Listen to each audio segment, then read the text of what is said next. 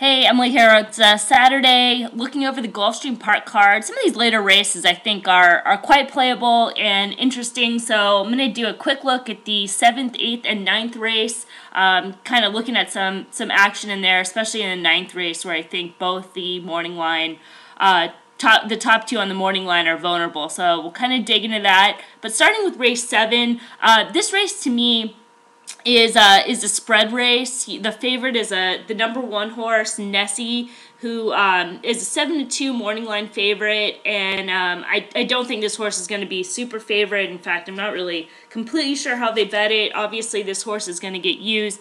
Coming off a troubled trip last time, I actually really liked this horse last time. Had traffic, better than looked, and was slightly against the flow. Let out a little bit too late and seemed to close best in the field. Getting a little bit of extra ground, which looking at this horse's running lines, I'm not super crazy about. I think this horse is probably, better at the 9, but the extra half furlong, I'm not going to really hold it against this horse. That said, it's not a horse that, I'm going to weigh super heavy on in single. I was kind of working through the field. The number 2, let's just go with the number 2. I'm not even going to try this name. Easy Lead, Lone, but that was kind of a hot pace. A lot of excessive layoff lines on this horse, not really putting races together, which is, it's always a concern. Has that race last time, which wasn't a bad race, earned a B, despite getting second, kind of chased, the winner coming from way off the pace in there. So, good solid effort. Again, high above the par line. The layoff lines just doesn't give me a whole lot of confidence on a horse like that. The number 3, 9-2, so maybe the third choice you've got out here. Had a little bit softer pace, dueled with the winner and kind of faded in the stretch. The hope with this horse is that this horse is going to improve second out, and this is only the fourth foreign shipper for this barn. Horses that he's had in the past, they improve, but they improve a little bit. So it's hard for me to really kind of single this horse and put a lot of weight into this horse because we do need some improve off that last race in 83. If I have the pace numbers pulled up, I'll unclick those real quick. Sorry, a little bit of delay. But you can see the pace was a little bit softer in that race than it was for the number 2 horse. Just gonna unhide these columns here.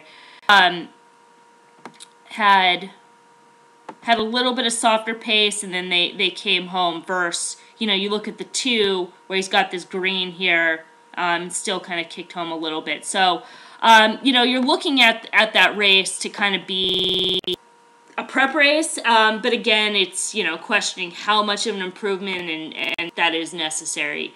The number 4, Greatest Game, I just think this horse is just a little bit below, coming again off another layoff and a barn change. Looking at the ownership group, looks like it's a private purchase. So, Kelsey had this horse in a grade 3 and, decided to sell it at some point. So some type of issue. We can see these 2 long layoff lines. I'm inclined to watch this horse here, probably take a little bit of money. Let me just see. We've got 5-1 on the morning line. There's no value to me. Castellano riding, probably going to take some money. And, of course, this horse could win. Not exciting to me. The number 5 is, he's just kind of a common type, ran in that extended 16 furlong race last time, B-. It's kind of all we can go off of. We're not going to give a speed figure to a 16 furlong race. That's just crazy. C, 2 back, and, just seems really common, B-. Some of the speed figures in their work. Last time and only time this horse won, Giroux was aboard, and he's jumping it back today. I think from a plot perspective, let me see where this horse is. Not great. So 12-1 morning line, I could see throwing in just because of a value perspective. But other than that, again, not overly exciting. A couple of these horses in here are tosses, and that being the 6 and the 7. They're just below. I mean, the 7, he had a great note on this horse for that win last time, an upset win. I can't remember what the price is. 21 to 1. Previous race, slog, stretch, drop. So a little bit of humble brag there, but not today. The number 8 horse, War Bond, for Clement Bravo. They're adding the blinkers today. This horse is run at this distance. No lead, no cover. It's kind of got some quirks to him. Again, we've got a lot of layoff lines, 77, 67, 58 days between starts. A shorter at that 11 furlongs. Speed figure wise, this horse definitely figures, 2 figures in the 90s, which I don't think anybody else in this field has. Just kind of scroll up real quick. So from a speed figure standpoint, this horse is right there, and plot wise, I think this horse is in a good spot. The plot seems to, I know Impact TSD, and we've got a red plot, so not much to go off of, but he is a little green right there. So, favorable plot, plus we have those speed figures. So this horse is a use for me. The number 9, super flashy note on this horse, B grade, last time out, better than looked. Gate, slog, traffic, unprepared at the start, those 2 keywords. Traffic, trouble plus, and close. Anybody with eyes saw this trip that I'm not, seeing. I saw something that nobody else saw, so that's there. But we can go back and look at this horse's races early on in his career, and he's always kind of had some talent. 2 moves, BTL, improve. Wide trip, that was on the dirt. Then they move him back to the turf, and he had another trouble, no push trip. There, I think that was the NHC. Not this past year, but the year before, when Smith came out and just botched everything he rode. So this being one of those. And this horse has, he's moved to Maker. He's got that good race last time, 15 to 1 on the morning line. I'm not going to expect for a second this horse is going to be that, but definitely a use. 10 and 11 are the horses that I'm tossing in there. So you can see just kind of again, they're just below. On the 10, probably people will be like, why would you toss this horse? He's got the speed figures. A plotty horse from the 10 post just is not going to do it for me. A C plus, B minus at this level is just a little bit below. Seems like the best races are an open claiming company, so we'll kind of wait for the drop on that guy. But as you can see, I'm kind of spreading here. 9, 8, no use for the 6, 7, 5, maybe just on value. 4, 3, 2, I could see using maybe a little bit more 2 than those others. 3 and 4, I'm going to, I'm kind of soft on them, and then the 1 is a use. So I would spread in that race, and then of course just watch the board, because there should be some value in that race. I'm going to quickly go over the 8th race. Just kind of, we've got some maidens in here, a lot of first-time starters, but of the horses that have run, and I'm not going to talk about the 13, 14, 15 because they're AEs. Nothing is really that exciting of the horses that have run. We've got a lot of C, a lot of red. Your favorite here, no finish last time and drop. A soft favorite, 9 to 2 on the morning line. I guess second choice. I'm sorry, the Chad Brown horse is the morning line favorite. So that horse is not exciting to me, not a use at all. I will mention the number 6, Hieroglyphics. This horse debuted at Saratoga, had a gate, was restless at the gate, broke slow, green, turf and stretch, and just recommend that this horse should move forward on his ideal surface distance. So I would use that horse of the horses that have run. Again, kind of looking at this horse not being a not use at the 9 to 2 morning line.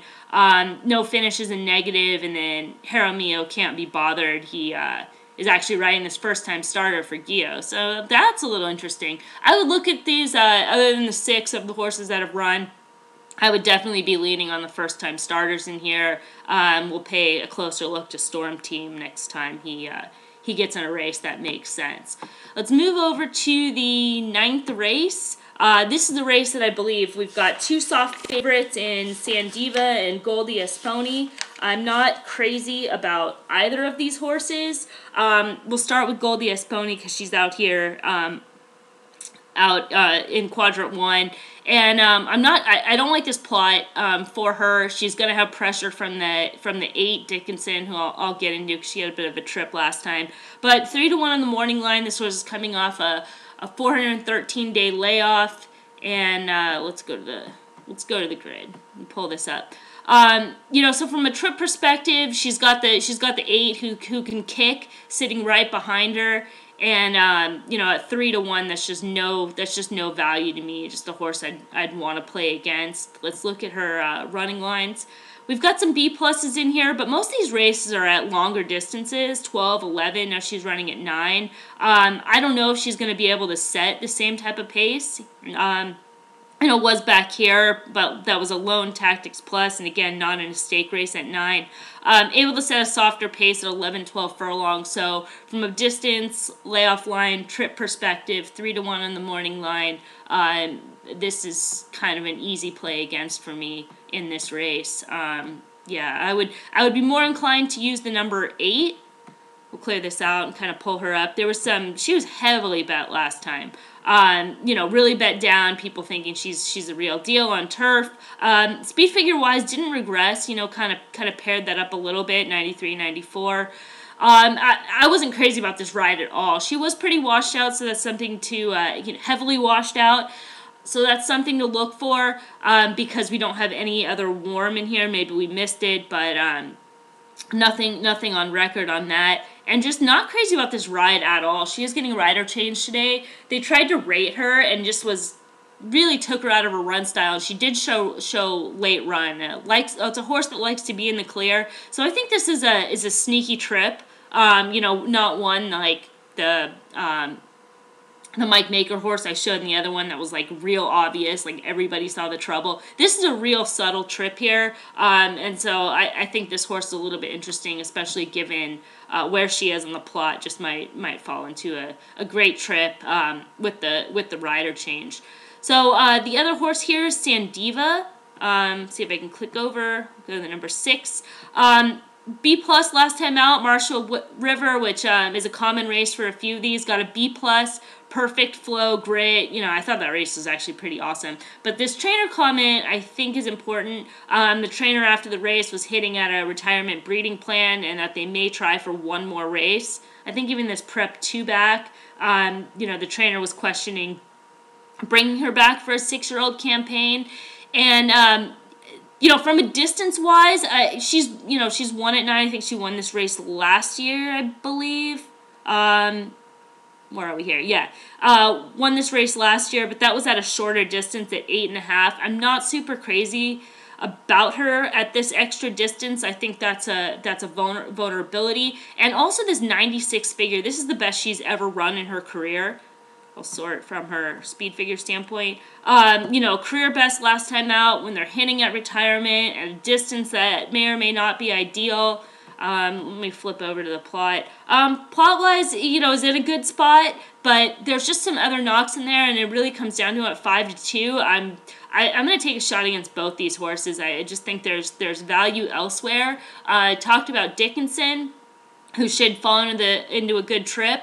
I'll look at the number 1 because I think if we're looking for, you know, most likely upsetters, this is sort of the way we're going to look at it. I'm going to clear this out, actually.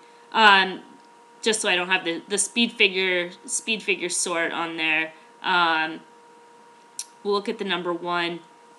She comes out of the same race and had a bit of a trip in there. Had a free trip, better than looked, and was against the flow. I just think there's more upside. The extra ground, I think, is probably going to be to her benefit, even though she doesn't have that much experience at 9. You can kind of see she's got this close, no push, prep, drop. What do you have prep, drop here? At least a prep. You know, not sure, but she did move forward and has a B these 2 times, so I think that's safe to say she can compete at this level. The only time at 9 furlongs was over a yielding track, so I think that, again, as far as you know, horses that are most likely, I would give a nod to this horse here, along with Dickinson, and then we'll kind of look at some longer price horses. We'll start with the number 2, Sharp Kitty. These last 2 races, we weren't following Gulfstream, the Florida circuit in the summer, but going back to her earlier races, she showed a lot of talent and a lot of ability, and then just kind of moved forward once she did finally break that maiden and then back it up with an overnight stake win. Coming off a long layoff, but really ambitiously placed. I think that's that's notable. The horse that's always showed talent. She's definitely got to move forward. She's definitely getting a test here. But at 20-1, I'm interested to find out. I'm not one of those people that are gonna be like, oh, I love her, but she's definitely a use at that price, and has a lot of upside. So some fact based, but a fact based stab on this horse. The number 3 is also interesting. She's got a little bit more class. Shorter layoff, coming off that longer 500-plus day layoff back at Aqueduct. 70-day layoff here. She ran on the turf, 87. That was a yielding turf. Had a good pocket trip in order to get the win. She does have a B back here at integrated stake race. Granted, that's on the dirt, but we've got that closed stretch, so the extra ground doesn't seem to be a problem. Ran in the Gazelle. C+, and then kind of had some things go wrong. I guess if anything, it's kind of interesting. They did scratch her twice as an MTO, but she's got that B race on the turf race back here that wasn't terrible. So she's a use to me. Kind of the same idea. We've got 15-1 on the morning line. A good price. Make sure I'm not leaving anybody out. Let's kind of click over to the plot. There is some contention up here. We've had these horses, we've got the fire contention, and a lot of these horses bunched up. So, again, we talked about Puka. Maybe that gives a look to the 4.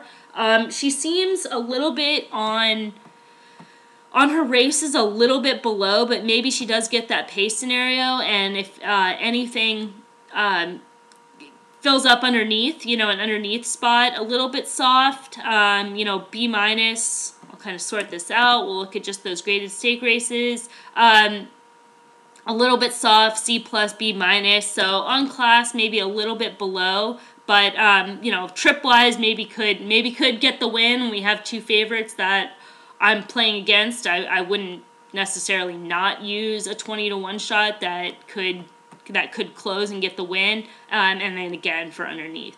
All right, so a couple plays here. Good day of racing. I've already posted some videos about Tampa that are on the channel. All right, good luck. Thanks again for watching.